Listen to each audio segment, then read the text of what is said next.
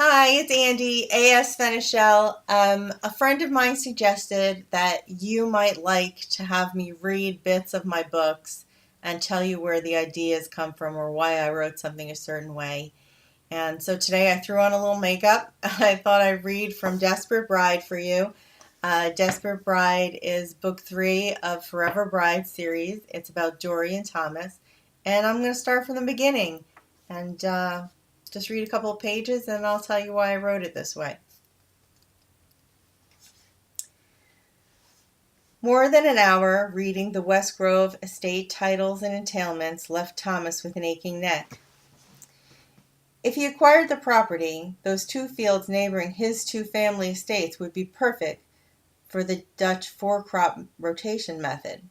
Increased productivity could mean putting the local children in a schoolroom rather than laboring for pennies to help their families.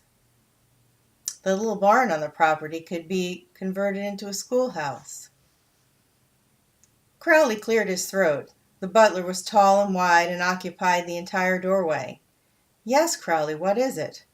"Sir, I know you said you didn't want to be disturbed, but you have a visitor." Many visitors found the unseemly size of the man intimidating. Crowley was quiet and efficient, and that was good enough for a bachelor of Thomas's standing. Thomas pulled the watch from his pocket. Nearly midnight. No decent person called so late. "At this late hour? Send whoever it is away. It's too late for callers." The butler shuffled his feet, but did not leave. "Is there a problem, Crowley?" "Well, sir, you see, the visitor is a young woman of apparent good breeding. She arrived in a hack, and I'm reluctant to put her back out on the street." Thomas stood. "She's alone?" "It would seem so, sir." "Who is it?" "The lady refused to provide a card, and wishes to speak to you rather urgently." After pulling his jacket from the back of the chair, he dressed himself. "I suppose you had better let the mystery lady in." "Yes. Thank you, sir." Crowley's shoulders relaxed. Within seconds, a woman draped in a black cape with a hood hiding her face entered the study. Thomas stood behind his desk and waited for her to speak, but she fussed with the edge of her cape and shifted her feet. He suspected that she was contemplating running away. "How may I help you?" Her head snapped up and her hood fell away. There, standing in his study, was Lady Dorothea Flamel. The amber of her blonde hair came to life in the firelight, and Thomas had to grip the back of his chair for balance. He did not know what he'd been expecting, but in his wildest dreams he never thought to see Dory in his home. Well, maybe in his dreams, but never in reality. Compared to the burly Crowley, she looked lost in the doorway. She was petite, and her green eyes ringed red as if she'd been crying. His initial excitement overshadowed by her distress, his concern mounted. He crossed the room, stopping only when he realized that she backed away from him. "Lady Flamel, what is wrong? Is it Marcus?"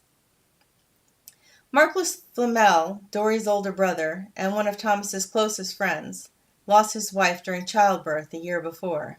The child had lived, but losing Emma had sent Marcus into a desperate depression. "No, it's not Marcus. He's in the country as far as I know." She stared at her feet. Thomas waited for her to say more, but she pressed her lips together while avoiding his gaze. "Perhaps you would like to sit," he suggested. When she looked up, he thought she might run, but then her expression softened, and she nodded. When he offered her the chair in front of the desk, she skirted away from him to reach the seat. Never had he seen her so out of sorts. He rounded the desk and sat in his office chair. The silence in the room was palpable. Thomas cleared his throat, and the sudden noise made her jump in her seat. Dory had always appeared so calm and in control. His interest piqued. "Lady Flamel?" "Yes?" She snapped her head up, revealing her wide eyes and pale skin. He smiled. Most women found his smile engaging, but she looked at him with wide eyes and trembling lips like he'd bared his teeth for the kill. He leaned forward, resting his arms on the desk. I can only assume that you have come to me for some reason. You risk quite a lot coming to a bachelor's home in the middle of the night, in a hack, and all alone. You must permit me my curiosity at such an unorthodox act. I have known you most of my life, and this is the first time you have arrived on my doorstep. What can I do for you? She sighed. Perhaps it was a mistake. Was it? He asked. She stared at him. He had watched her play the pianoforte dozens of times over the last few years. She was an artist of the highest order. Her emotions when she played were enthralling. But away from her instrument, she'd always appeared so calm, so controlled. Here in his study, that seemed to have escaped her. She was near tears. He wanted to stand up and go to her, but he didn't want to scare her. The last thing he wanted was to allow his height to intimidate her. I'm in trouble, she said. Anger seared through Thomas. Who was it? I will cut out his innards. He pounded his fist on the desk. She flinched, then waved her hand in a dismissive motion. Not that kind of trouble, Mr. Wheel. So, why did I write Dory coming to Thomas's bachelor home? Well, the why Dory did it comes in a page or so, and maybe we'll read that next.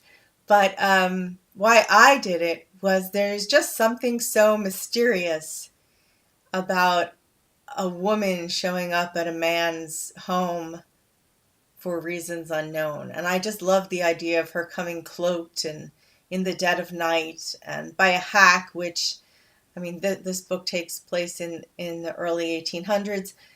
It's unheard of for a woman to hop in a hack, and especially a woman who's, she's about 21, I guess, at the beginning of the book, of that age, to hop in a hack and, head off to anywhere by herself. It just wasn't done. And leading to a mystery for Thomas. And that's why I did it. Why she did it, as I said, is coming in the pages after this.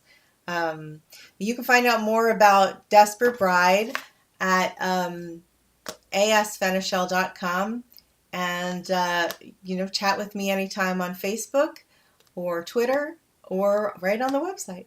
Thanks.